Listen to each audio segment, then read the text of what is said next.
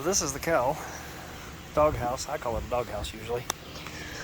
We'll flip it over, and you can see it already has some cheapo insulation on it. It uses Torx head screws to attach it. Fortunately, I have a fairly extensive set of tools on board. Well, it's not a T20 and it's not a T25. Let me see what I can do. Turns out a square drive will fit this 8-point fixture fastener. So what I chose to do was remove the old kind of flimsy, really thin, do almost nothing insulation in quotation marks from the bottom of the cowl.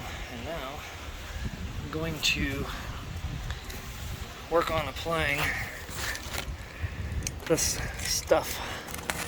It isn't the name brand that everybody knows, but I'm sure at about a third the cost, it's going to do a pretty good job. I could even do 2 layers, and if I have enough material, I probably will. Figure out which way you're going to orient this stuff. Make sure it's got a good adhesive on the back of it before you start. You don't want it falling down and getting all wrapped around your motor and on the exhaust manifold. And always use a burnishing roller. It doesn't have to be fluorescent green, but style points if it is. 1 strip done, right up the middle. Be sure to get into these little cracks and crevices as much as you can with your awesome fluorescent green burnishing roller. Now the real work is where you have to cut all kinds of little pieces and cram them up in the holes, the little nooks and crannies. Gotta get started. Well, with the help of a few tools, scissors, utility knife, fancy green burnishing roller, some Bondo knives,